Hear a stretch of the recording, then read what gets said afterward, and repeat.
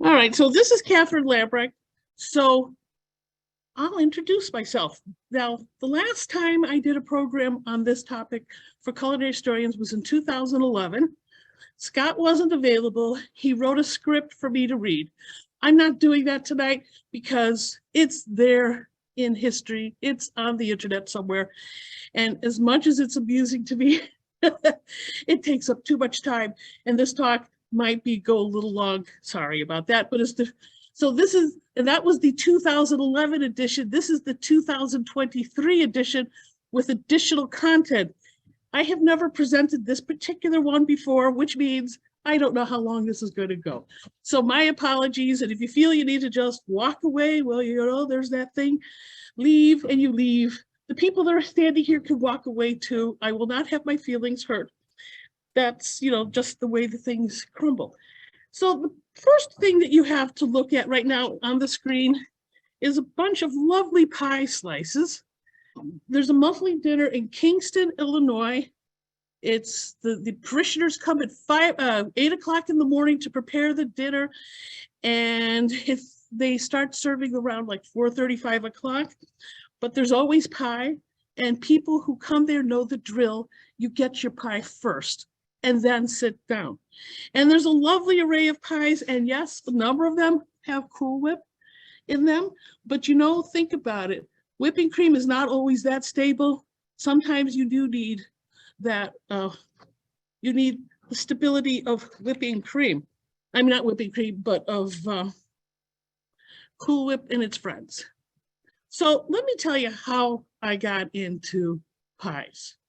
I used to spend time in Eastern Europe and Soviet Union, and occasionally we'd have guests for dinner. And if we had a lot of guests, I always made my grandmother's German apple cake or Kuchen. Well, these people were sometimes a little bit inebriated. By the time they got to dessert, they were like, oh my God, it's American apple pie. We've read about this. We've never experienced it before. And I go, no, it's not apple pie. I just needed to correct them all the time. And they're like, you're an American? It's apples? It's a pie. As far as we're concerned, it's American apple pie. I was highly embarrassed by this situation. But, what are you going to do? Like I said, they were a little bit inebriated. But where I really got to learn about apples, I was home one winter and I decided to learn how to make apple pie. And I used the joy of cooking as my standard at the time. And I began with where you kind of assembled it in a food processor and then you patted it in. None of this skillful using a rolling pin and things flying around. No, we pressed it in. And that was fine. But then after a while, you're feeling like this is a little too thick. I really need to up my game. And then I started making pie crust. And I will cover how I make a pie crust at the end of this talk. So you're not missing anything. But it was just one of those things where I got good at it and my relatives were very happy now to come over and have pie with us. Well, I had a friend who made quilts by hand and I went with her to the Lake County Fair.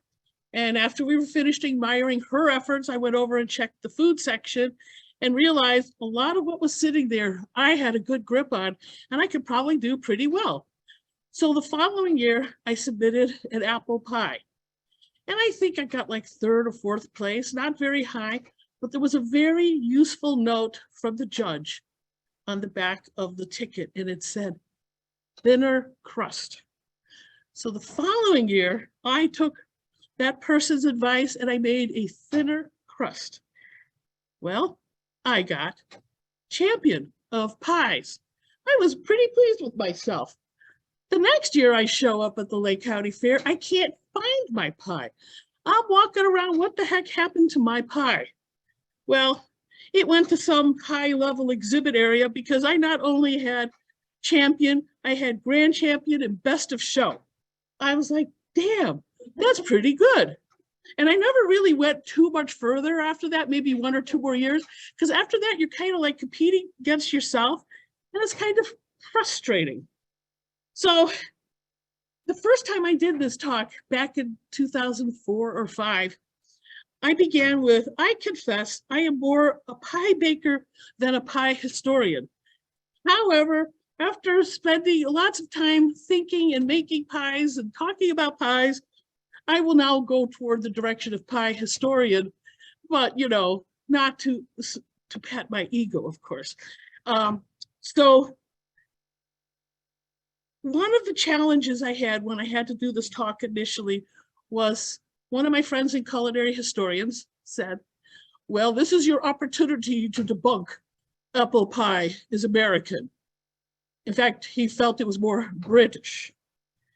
And I'm not going to argue the point. I'm talking American context, American pies. And over the years, I've become convinced that pies are American style pies.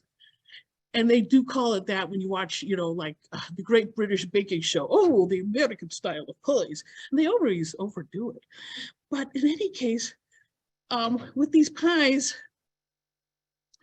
they are American. It's kind of like pizza's Italian, and then you have the American variant that doesn't necessarily add up to how it is in the home country. So I look at it as we're Americans, and darn it, it's our pie too. But it was also, and by the way, here is a small bakery in the middle of Nevada. There's no wood pretty much there.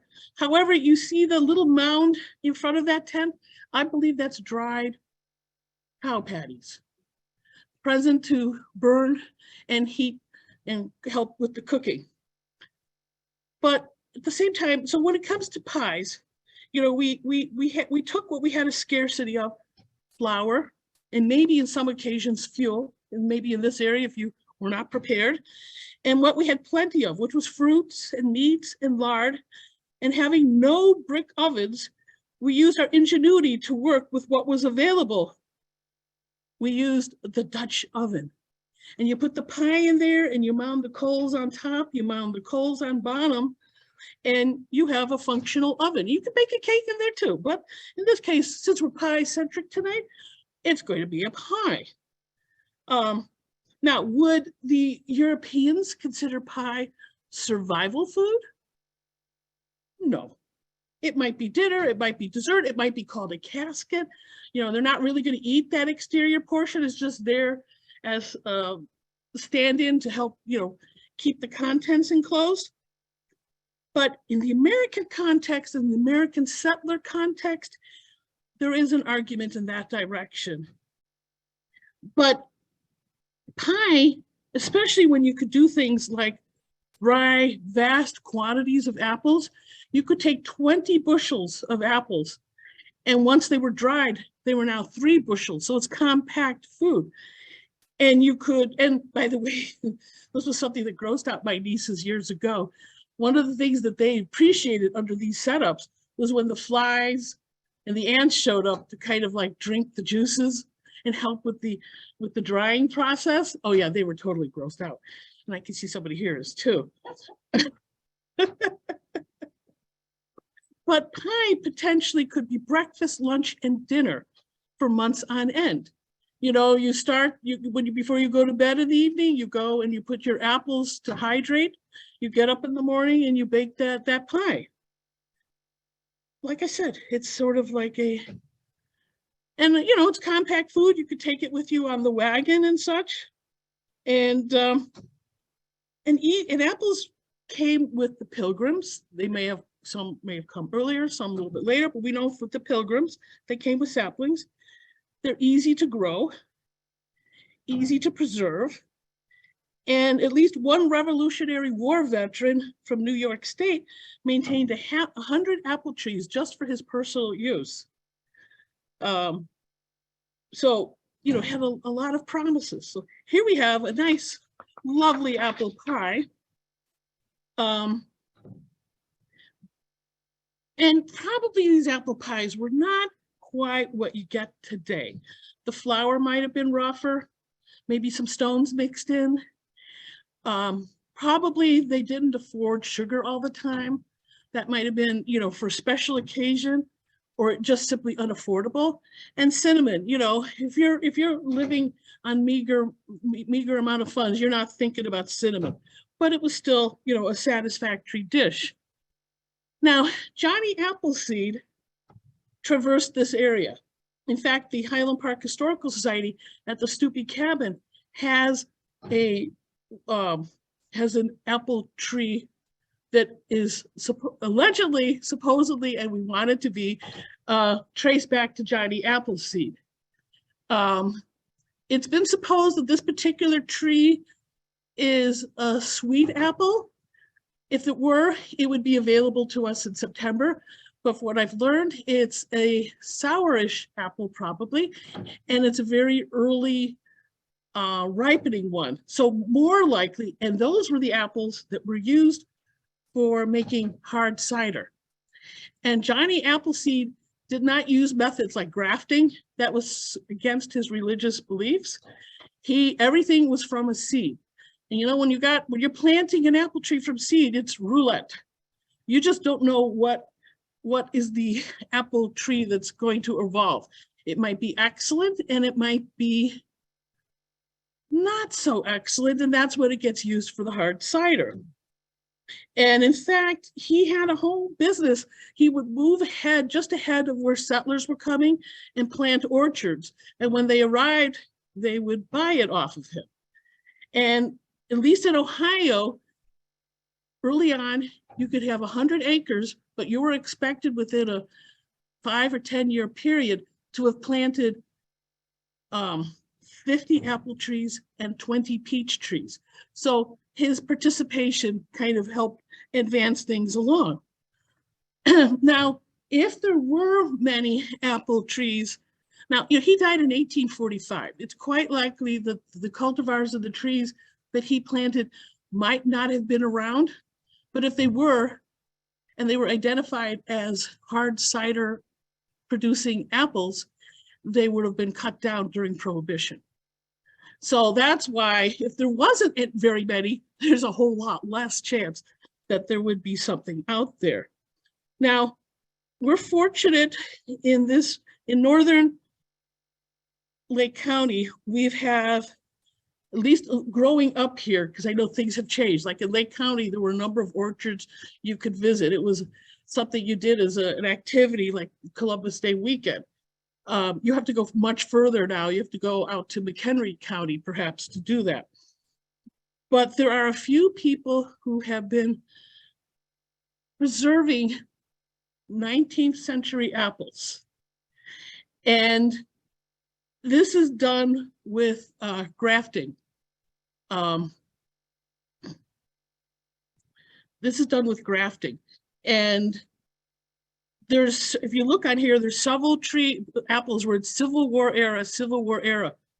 When the person went and collected these, the grafts from this tree, the tree's trunk was vast. It was vast, and it was lucky that he did what he did. But despite some efforts, they still haven't identified yet what these apples happen to be. I will point out, like the Ida Red, that was an apple that we had sitting there on the table when we lined everything up. And he was able to just go forward and tell us everything except for the Ida Red. And he says, oh, and he bit into it. Oh, it is an Ida Red. I thought it was. But it wasn't until he tasted it that he could verify that that apple really was a Ida Red. There's the Rhode Island Greening. This was an apple that was called for in lots of 19th century recipes. We're talking the 1800s. And the first time I was allowed to visit this person's private orchard, he gave me a greeting. And man, I took that to a history conference and said, this is the apple we have read about and have never really tasted. And the other piece that's in this array of apples, oh, by the way, there's one called sheep's nose. And it's on the left side, close to the top, like at about 11 o'clock. He said, it's not a good tasting apple. I took it on faith and tried it. It's really not a good tasting apple. I could not believe this apple was as poor tasting as it was. But he has a friend who likes it. So he keeps it for this person. And that's a very nice thing to do. In fact, with this apple project, each one of these apples I have baked samples of. And because he wanted to know what's a good baking apple, because that's the question, eternal question. And you know what? I've come to the conclusion, all apples are bakeable. Not all of them are great. And that's because, like, take a look at the Macintosh apple. You know, it's great for making applesauce. It collapses very quickly. But as a regular apple, in a pie, but here's my conclusion I've come to. If you really don't know what you got and you want to make an apple pie, then mix the varieties so that hopefully everything evens out. But the last apple I want to point out in this group is the one on the last one on the right. I hope I'm pronouncing it right. Esopus Spitzenberg. This was Thomas Jefferson's, one of his two favorite eating out of hand apples. I was so thrilled to have this, and I immediately gave it to a friend who has a great sense of history, and completely forgetting that his wife is from Virginia. And she was raving about it, and then started making comparisons to other apples, because that's what happens with apples. You know, they evolve. And for instance, my personal favorite of contemporary apples, if you want to put it that way, is the Jonathan. I really enjoy the Jonathan. It's getting harder and harder to find a Jonathan. You can get John Gold, but I want a Jonathan. And, I think what happens is, you've dealt with these trees for a while, fashion changes, or you're tired of it. You're like, oh, let's try something new. Well, that's how these apples disappear. And that's what this collector's been able to do, is to go to places where they're going to cut down these apples. Maybe it's going to be development, who knows? And ironically, I think it's McHenry County, there is the Royal Oak Orchards. It's a huge orchard. The guy who runs it used to be a property developer. So probably he had something to do, maybe, with some of the places that we no longer could access, because there's now housing divisions. But he reformed himself, let's put it that way. And so there's your classic apple pie. But now we have something else. What is this?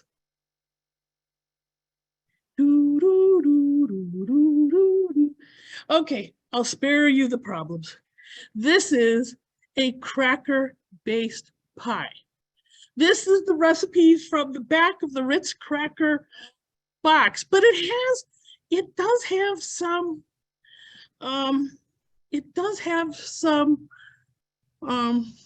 let's say, historical content. Because when you really ran out of everything else, you were scraping the barrel, you made a pie, a cracker pie. So I made this a couple of times just for my own edification. And the first time, like many people, I did not read all the instructions in advance. So I managed to you make a simple syrup. And what you're supposed to do is layer the crackers and then pour the simple syrup, put a dots on butter, put a crust on top. I thought I knew what I was doing and didn't read the instructions. So I basically made mock apple sauce.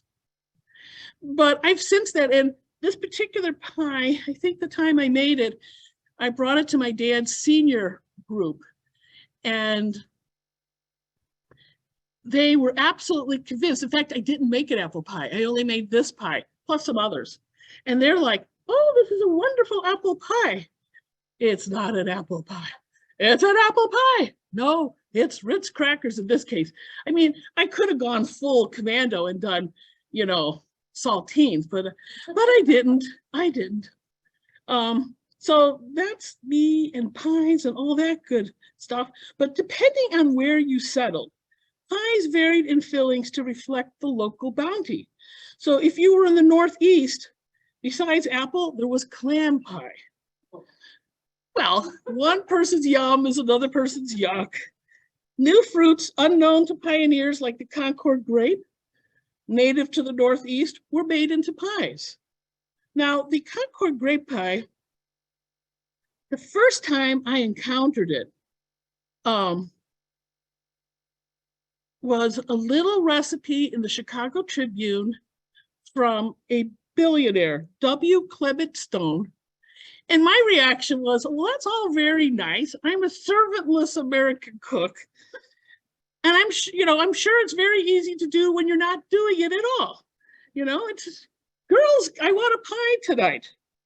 And I even read where Martha Stewart's workers, or Martha Stewart's, employees were put to the task of really removing the seeds. And they did it, manually. Well, you don't have to do that. When you squeeze a ripe Concord grape, the pulp comes flying out. It comes flying out. Then you boil the pulp.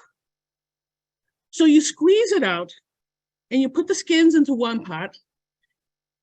You put the pulp into here and you boil it. And the seeds sort of come up to the top. Most of the seeds. Of course, there's some that, you have to kind of tweak later.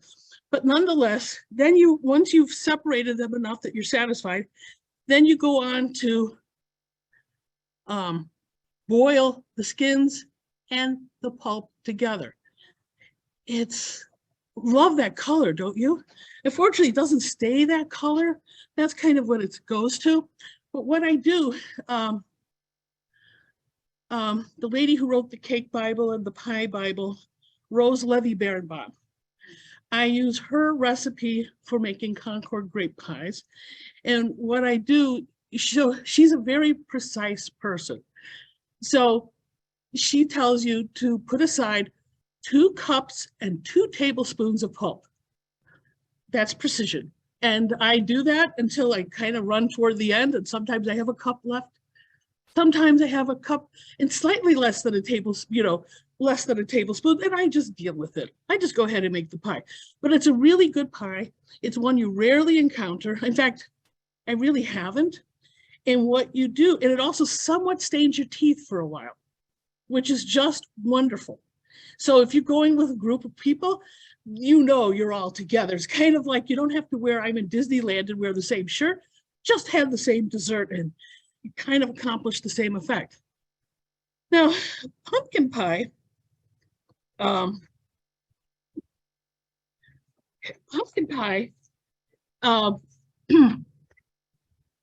national dessert, but it might as well be called squash pie, because depending on where you happen to live and whatever the dominant squash or pumpkin in your region is, that's what you would make it. You could make it out of butternut squash. You could make it out of acorn squash. There's a lot of fluidity, but we tend to want to have the pumpkin squash.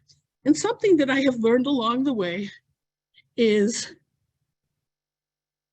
not every pumpkin is a squash, but not every squash is a pumpkin. And those that are pie squashes, they're from the Cucurbita pepo species. Now, it happens Illinois is a big producer of pumpkins. And it began in 1835 when Elijah Dickinson came to Illinois from Tennessee. And he brought with him seeds that became this big pumpkin production area that we now know. And so he came to Eureka. He apparently lived in Washington because oh, you're from Washington? Excellent. So he lived in Washington, and in both of these places, including Morton, they had their production, their canning facilities. Now all the canning is done in Morton, but prior to that, it was done in 3 different locations. They came in 1835. They purchased a canning company in Eureka in about 1890 something, tore it down and rebuilt it to their needs. And then eventually they opened in Washington as well as Morton.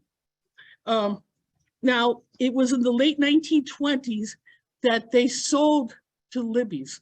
Of course, Libby's now is part of something else, but what else is new? But the preferred, what they tend to grow, so they believe that the Libby, yes, that the Libby preferred squash was derived from this Tennessee field pumpkin and butternut squash. But the Tennessee field pumpkin on its own doesn't have a good taste, or as good of a taste like as butternut, and it's got stringy texture. And it's also referred to quite often as cheese because of its shape, looks like a cheese wheel. I know, this is all interesting. I know more than I did a week ago on this topic. But this is the Dickinson squash. Libby's grows squash within 80 miles of their plant in Morton. They have a special, a preferred Libby's Dickinson squash cultivar, and they stagger the growing, but they also have other similar cultivars. So, just in case they have a problem. They typically yield 20 tons per acre. The Libby's harvest is in the range of 60 to 100,000 tons per year, or 120 to 200 million pounds per year. They have a 13-week canning cycle, and they can take what? Around 10 to 15, or approximately 100,000 squash are processed a day. And it takes 90 minutes from bathing to steaming and what have you to get into the can. That's pretty rapid. Now, they have diversified where they are growing, because perhaps those may recall in 2009, 2010, there was so much rain, they couldn't take everything out of the fields. So they lost. Now, I think there probably was enough for pumpkins. The reason I say probably is because at that time, dog owners who had dogs with indigestion issues were desperately seeking pumpkin. And I knew people who were doing this, and I was like, well, I got a few cans at home. Can I buy them? Yeah, because I'm not that, I eat pumpkin, but I'm not quite that avid. So that's why they moved it, just for some security, moved some of their production, not production, but their growing to Michigan. Now, the pumpkin pie recipe was from Hazel Dickinson. After they sold the canning operations, the family still continued to manage them on behalf of Libby. And so one of the husbands came home and said, we need a pumpkin pie recipe. And she made many, many pumpkin pies until they finally settled on one that was the preferred pumpkin pie. And the pumpkin pie tradition carries on at Libby's, not just via promotions on the can label or on their website. During the packing season, which lasts about 13 weeks, every day they test their pumpkin for flavor. The primary method for testing is daily baking and consumption of pumpkin pies by the employees. Well, it was an off day at the pumpkin farm, wasn't it? I don't know. But this recipe has been on the label since 1950, which is pretty darn cool. And I want you to know, culinary historians, Greater Midwest Foodways, we participated in nominating pumpkin pie as the Illinois state pie, not the national, Illinois state pie. And it was successful. Okay, I did it for these people. They never invited me to the signing ceremony. I will live because I now have the story. Molasses pie. This is one of those things where I learned a lot by talking to Southerners, in that, it had been attributed or has been attributed to the triangular trade of slaves, rum, and molasses. But Nancy McDermott some years ago informed me that when they use the word molasses, is maybe just as often as sorghum. And she says, and it's, you know, or leftovers from sugar production. And she calls these syrup pies. They can be cane syrup, maple syrup, molasses, Cairo, sorghum, but in any case, molasses in this case. Sweet potato pie. Now, from Southern Food from 1987 by John Egerton, he indicated well-traveled sweet potatoes and yams went from Central and South America to Europe with the Spaniards and back to North America in the 17th century. Southerners have eaten them in many forms since 1650, and it may be that sweet potato pie was an English delicacy long before that. So we exported and imported, whatever. George Washington Carver's extensive research on the sweet potato at Tuskegee Institute helped us to popularize the vegetable and also to put more recipes using it into circulation. Now, Carver's pie recipe, published in the Tuskegee Bulletin early in this century, was a prototype of modern versions, combining potatoes, sweet potatoes, milk, eggs, sugar, and spices. Okay, so now we go on to the bean pie. Well, this is a pie that has been a fundraiser since the 1930s for the Nation of Islam. And it was also referenced in Elijah Muhammad's 1960s, How to Eat to Live. And it was minimally processed, and he didn't like sweet potatoes, by the way. And it was Shabazz Bakery. A friend of mine, Peter Engler, actually did a lot of the research related to this. And he was describing this guy's dietary issues. And I listened and I said, you know, he's got diverticulitis. This is why he wants all of these things without seeds, and included coconut, by the way. Coconut, I don't think should be an issue, but he added that. I have made this pie. It can be made with navy beans. It can be made with pinto beans. You can also grind beans, like making into a flour, and put it into hot water. And let me tell you, that stuff seasons up fast. It's like, boom. And if you go to 73rd and Stony Island on a Saturday afternoon, you might see people wearing suits and ties selling these pies. I haven't bought one recently. The last time was, well, the last time that I recall the price, it was about $7, but that might have been 10 years ago. And lately, with everything else, it probably has gone up. Then we have the key lime pie. And this is made, so the lime that's in the middle next to the quarter, that's the true key lime pie, key lime. And the lime next to it is the West Indian. None of these are native to the Americas. Probably the first lime trees that came here was with Christopher Columbus and those that followed. And if you look, the West Indian appears to be kind of infertile. There's no seeds there. The key lime does have seeds. And when I first pursued making this pie years ago, my thought was I would have a hard time getting a key lime.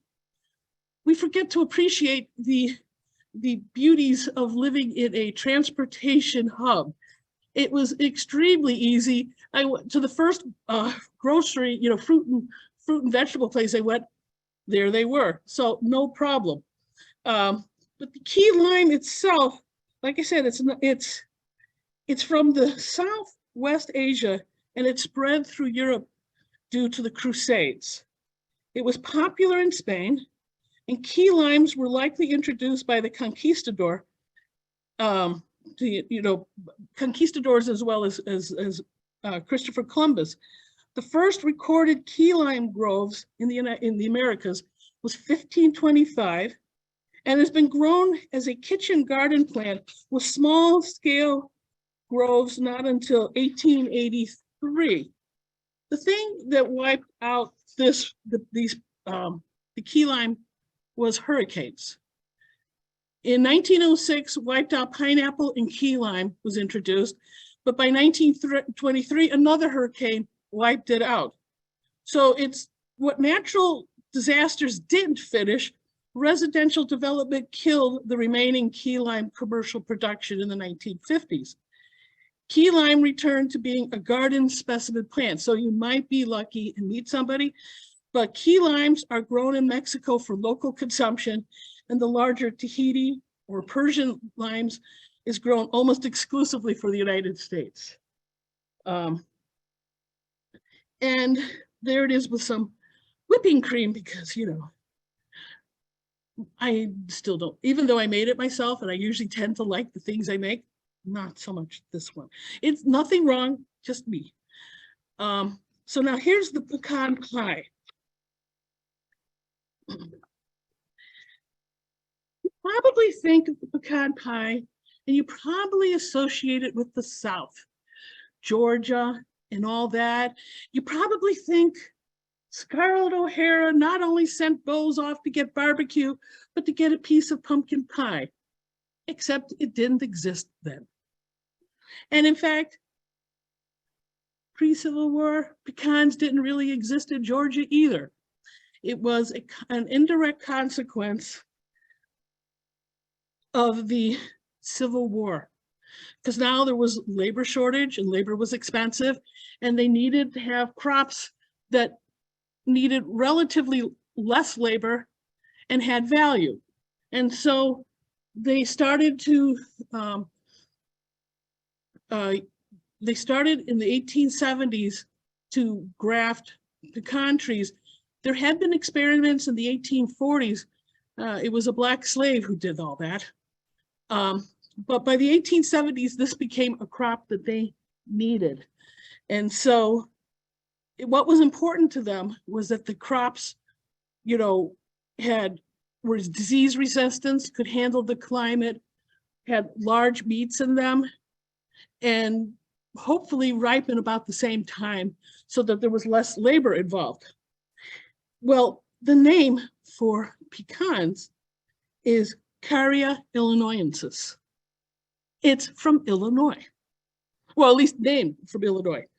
And I've known this intellectually for some years, and I know that it can go into southern Iowa, Illinois, Indiana, Kentucky, Tennessee, Oklahoma, Arkansas, Texas, Mississippi, Louisiana, Mexico, Jalisco, Veracruz, pecans. I didn't mention Georgia. Georgia wasn't there. It's an introduced crop. I told this to a Southerner who got really not happy with me. I would say defensive, but I would just say not happy. But a friend of mine who I've known 30 some years, she taught me how to do home food preservation through Illinois Extension Service. She recently returned to her family home of Oakford, which is southwest of Bloomington, and it's northwest of Springfield. She has 5 pecan trees in her yard. She bought that little tool. She saw it demonstrated on YouTube and bought that tool to help pick up the pecans. And if you take a look in the right corner, the pecan on the left of the meat, that was her wild pecans. The pecans on the right are the pecans that I bought at the grocery store. So you could see, you know, and it took a lot of effort. I got that nut meat that you see on the right side. I got that the first time. The second time on the left, you don't see it because I didn't bother, but there was a comparison contrast. There was a whole bunch more nuts.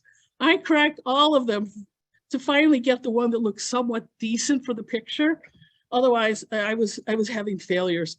And she ultimately collected, I believe, 52 pounds. And there were, and she didn't collect them all because the squirrels were taking them. And finally, you know, she realized this is an overwhelming job, and she stopped herself from collecting more. And she gave me some additional information that I think is quite interesting. You know, because you don't really think of Illinois as a pecan. intellectually knew it was pecan, but I had never really seen an Illinois grown pecan until the last few months. But she said, in my research, I saw that pecans are native to the tributaries of the Mississippi River. The Sangamon River is one of those and runs just north of Oakford, about a mile away. Some local history illustrates how pecans are native to our area. She said, before Oakford was established, the area was referred to as Pecan Bottoms. There is a spring-fed large water body called Pecan Run, just north of here, on the other side of the river. My dad and many in the area used it as a swimming hole growing up. I even read in the local paper that women who lived in Petersburg used the run for swimming lessons in the 1960s. Now it's off limits to swimmers, as the landowner has posted a sign. West of Oakford, along the river bottom, was an area called Pecan Grove. It may not exist anymore, as farmers have taken out many of the trees over the years. And near the grove was a church called Pecan Chapel. It has moved to Oakford and is now the United Methodist Church. But there's a real pecan-centric thing going on there. I won't go much further beyond saying, reading in local history books, I read that even before Oakford as a town, the area known was Pecan Bottoms. And here's an excerpt from the book, They Left Their Mark in Oakford, 1872. Won't go into it all right now, because we'd be here all night. But nonetheless, this pecan-centricness, I intellectually know, but didn't really know. Now, allegedly, some of the influences of the pecan pie was chess pie, molasses pie. At least as of a few years ago, the earliest known recipe was from 1886. It was from Harper's Bazaar, and it was just a little recipe filler thing. And then the next recipe came in the Kitchen Oracle. This was, for many years, the only known recipe, the first recipe. And it was a church community cookbook from St. Louis. The person who submitted the recipe was from Texas. And we had a gentleman who has since gone on to heaven, Edgar Rose, who was a big enthusiast of the pecan and the pecan pie. And his personal recipe did not use Karo syrup. And he felt it was a distinctive pie because he says more often than not, nuts were ground up and used like for desserts. They were the background. They were the thickener. He says, whereas in pecan pie, it's pecan forward. And I thought that was kind of interesting. And Karo syrup itself was a product of the late 19th century. So Corn Products Refining Company of New York and Chicago was formed and introduced Karo Light and dark Karo syrup. 1902, Karo syrup was introduced. 1920s, Karo issued a pamphlet with the pecan pie recipe. And from the 1930s forward, it's been on the label of Karo syrup. So the pecan is not from Georgia, and the Karo syrup is not from Georgia either. It is a Midwestern pie. Yes, it might be more popular there. I'll give it that. But at the same time, it's not necessarily what people have been thinking. So then our next pie, oh, and there's a pecan pie, and that's Mr. Rose's recipe using brown sugar instead of Karo. It's delicious, and it has been published at least once in the Sun Times, and he kind of got upset with me because he used, I think it was like a tablespoon of vanilla or a teaspoon of vanilla and a teaspoon of rum or a tablespoon of rum. I don't remember the measurement. I used double vanilla because I don't keep rum at home. And the person observing me make the recipe made that adjustment to the recipe without talking to me about it, not that she had to. And he called the Sun Times and complained to the food editor, and then she called me to complain about me and that, whatever. So things, have a way of getting around. So this is the Indiana sugar cream pie. It falls into the category of sometimes being referred to as desperation pie. It isn't because you're dying of hunger and this is the last thing you can feed your family. You're living on a farm. The minister is in his buggy pulling into your driveway and you have nothing to serve. And if you make a pie crust and then it's what, flour, cream, sugar, and you just stir it around with 3 fingers and you get it into the oven and you have something to give the minister. So it's desperation more in the social sense. And another pie was the chess pie. This is like eggs, butter, sugar, and flour. And it's part of the category of what they call transparent pies from Kentucky and Tennessee with eggs, butter, sugar, flour, and a generous splash of milk. And in the hand pie category, you have the Cornish and later the Finnish pasties. And the reason I say Cornish, the Cornish came like in the 1850s and worked the mines. They moved on. The Finnish came. They also made pasty type, but they used rye flour, not wheat flour, but they quickly adopted to the white flour. And so there you have it. Now the rhubarb pie, this is a centennial farm that used to exist.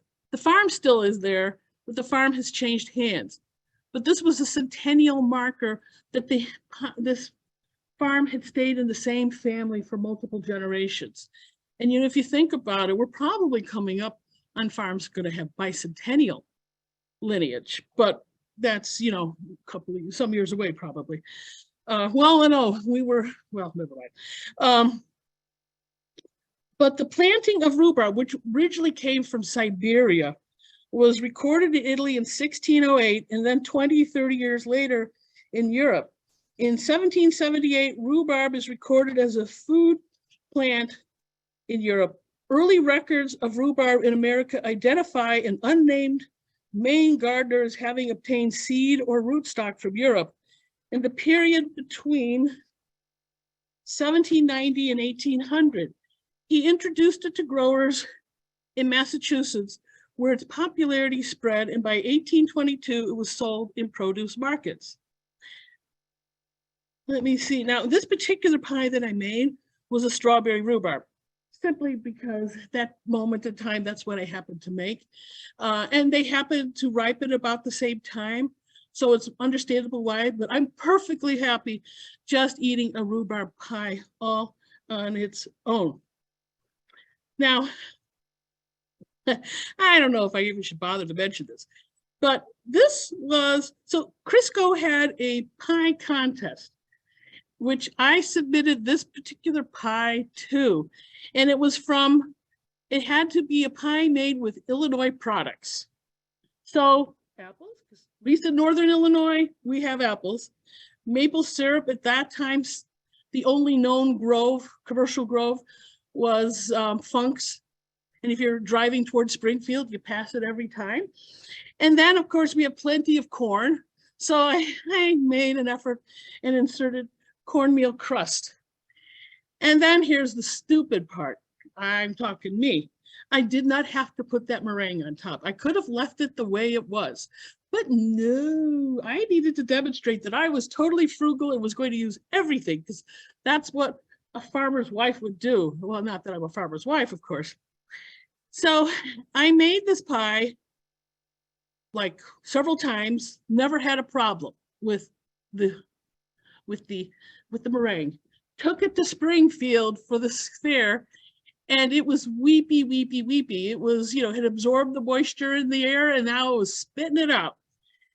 But at the same time, when everybody's pie that was in this contest, I didn't win, obviously, but everybody's pie that was in the contest came back with a nice, neat cut. Mine had gouges from many spoons that had attacked this pie. So I went and talked to the superintendent, and she said, we're not really supposed to tell you the outcome of what happened. Your pie was delicious, but if it weren't for that meringue, I says, oh, please, tell me about that meringue.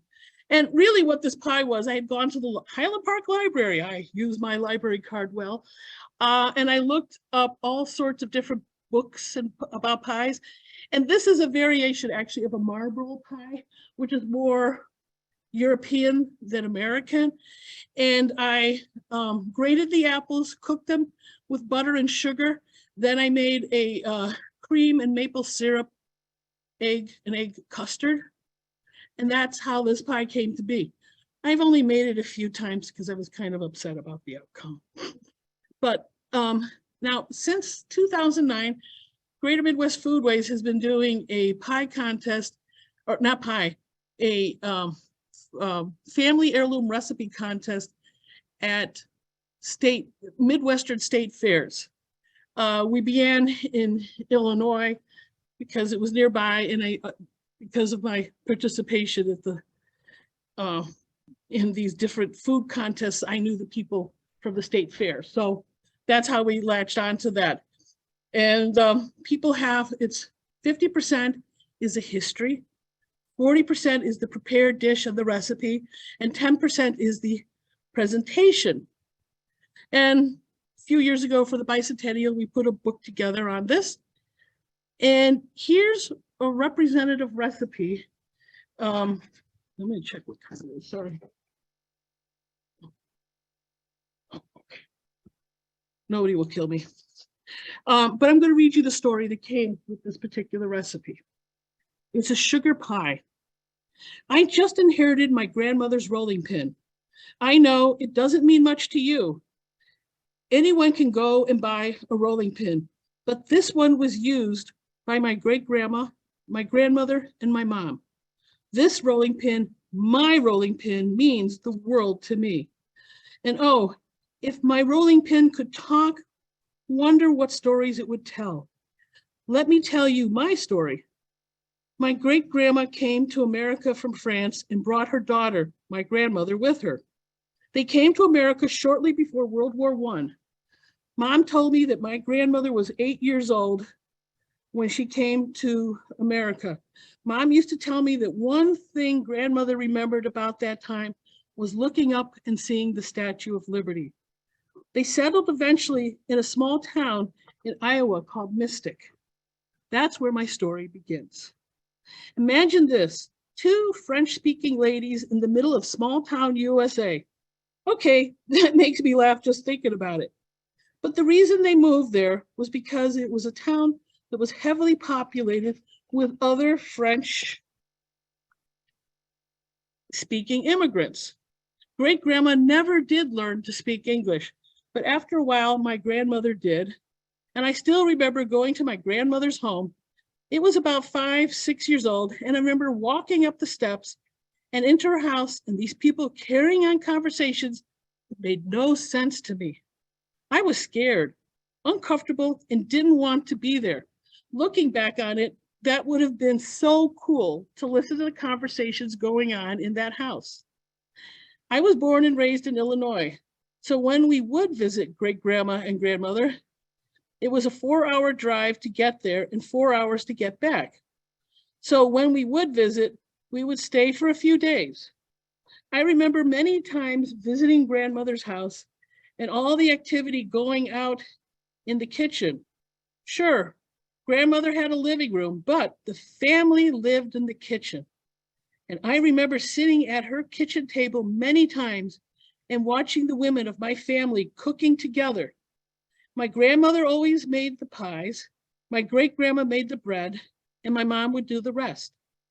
I was too young to help, but they still gave me things to do, like picking the green beans for dinner, or picking fruit from her trees for pie, or going to the cellar to get something. When you're little, you don't want to sit still. Help out or visit with the family, especially because I couldn't actually understand what they were talking about because they spoke in French. Not me. I would do whatever was asked of me when I then rush back to her kitchen table and watch the women of my family work together creating a meal. I loved my grandmother's yard. It was huge. She had a big garden, lots of trees, fruit bushes, and a chicken coop. How cool is that? Living in a big city, all that stuff was not things that a small child would have seen on a daily basis. My grandmother is what I would call self-sustainable. She cooked, baked with the ingredients that she grew.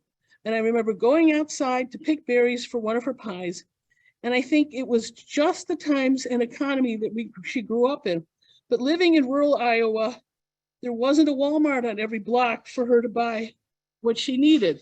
She had to grow it herself, and she never wasted a thing. My grandfather owned a store. In fact, it was the only store in Centerville, Iowa for a while. My mother used to tell me stories of this store. I kind of imagined it looked like the Olson's Mercantile in Little House of the Prairie. I always thought the Olsons were rich and people who owned stores were rich. That was not the case. My grandmother worked every day in the store with her husband. When my mom would get home from school, she was the one in charge of making dinner for her family. My mom has two siblings. She has an older sister, Ella Mae, and a younger brother, John. And there's a 17 age difference between my aunt and my mom. So my aunt wasn't around to help a lot. My mom's job was to make the meals for the family. One of my mom's favorite things was to make dinner was chicken and noodles. And she would make the dough and roll it out before school. And when she came home after school, cut them up and use them for dinner. My mom made that dish many times while I was growing up. It's not uncommon that that particular dish is also served over mashed potatoes, which sometimes frightens some people. My mom is a great pie baker too, and I'm sure she picked up from her mother.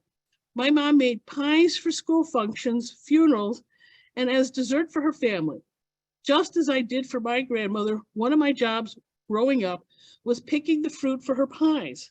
I loved watching Mom make pies. So one day when I was about 8 years old, she invited me to make a pie with her. She had just made a full pie for a neighbor, and she had leftover pie dough. She showed me how to make this wonderful pie called sugar pie. She had made it for us many times, but now I got to make it. And great grandma created it when there was extra pie crust dough. Remember, nothing was wasted in her family. This was her solution when there was extra dough left over. This pie doesn't look pretty. It doesn't fit in a pan perfectly. And let's just admit it, at a bake sale, on looks alone, this pie would not get sold. However, just one bite into this pie, and you will see why it's part of my heritage for 4 generations. The crispy crust and buttery thin goodness on your lips. Yum! My mom said that my grandmother would bake this all the time for me when I was little. My mom has a cool rolling pin, and I remember some time ago asking her if it was her mom's pin. Grandmother's rolling pin produced some of the best pies that I had ever eaten. I'd love to have her rolling pin as my own daughter grows, I would like to use it and pass it down to her. I would love to show her how to make sugar pie using grandmother's pin. Mom told me that she passed away, when grandmother passed away, her sister took almost everything, including pictures. There was no division of property. I can only imagine what my mom must have felt like. I guess it caused major friction between my mom and her sister for years. And if I had a fairy godmother and she granted me one wish, my wish would be able to cook with the women of my family in my grandmother's house. I would have loved to have cooked with all these women. Great grandma and grandmother were taken away before I could really cook with them. So for the last few years, for whatever reason, my aunt has let loose some of grandmother's treasures and let my mom have them.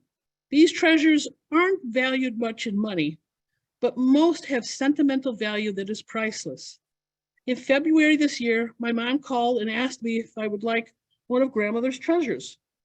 Not even asking what it was, I said yes without hesitation. I have only one other thing that belonged to my grandmother. Well, not really. It belonged to my grandfather. It's an ashtray from his store. So Mom didn't tell me what the treasure was, only that she would give it to me the next time she saw me. In April, shortly before my birthday, Mom gave me my grandmother's rolling pin. I have very few memories left of my great-grandma and grandmother, but sitting at her kitchen table, watching her collecting fruits for her pie is one. The same rolling pin that my mom made noodles for her family. I feel like my grandmother is here with me, and as silly as it may sound, I feel closest to her when I put my hands on the very same spots she did when I rolled the crust for the sugar pie. If my rolling pin could tell me a story, would it be in English or French? It is with great pride that my entry for you was created by my great-grandmother, who taught her daughter, my grandmother, and who taught her daughter, my mom, who taught me when I was 8 years old how to make sugar pie. And my mom is a pinch of this and a handful of that, a smidge of this kind of cook. There is nothing wrong with that, except her handful is not the same as my handful. It's not an exact recipe because you never know how much crust will be left over. So in order to create a standard recipe, I will be using a full 9-inch pie plate. And the three staples of this pie are always the same: brown sugar, milk, and butter. And according to Mom, another ingredient was sometimes added depending on the season, and that ingredient was nuts. Grandmother had pecan and black walnut trees. And I'm not sure if this type of pie actually came from France with the great-grandma, or maybe perhaps a recipe created because of the times, accessible ingredients, or just the fact that nothing was thrown away. But my great-grandma and grandmother baked something that is out of this world in flavor. And I do note that this pie was always made with the leftover pie crust. A pie crust was never made specifically for this recipe.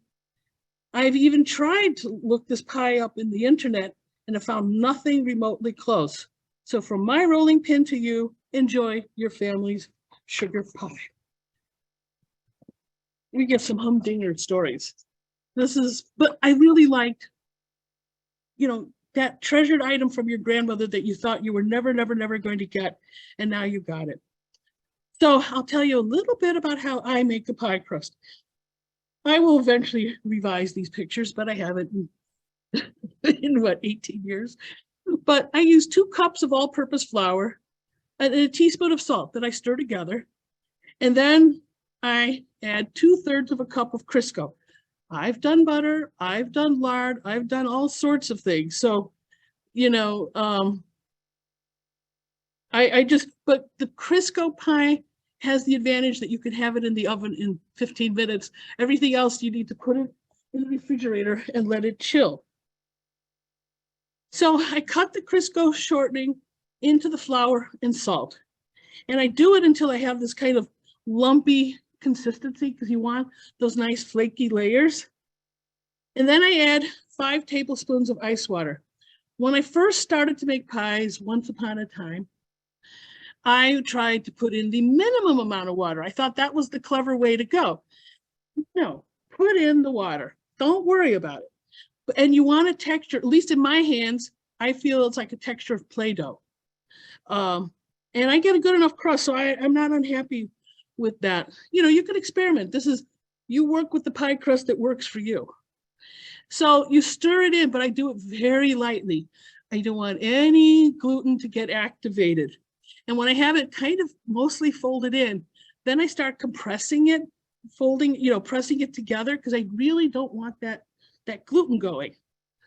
And then, I put it into a round.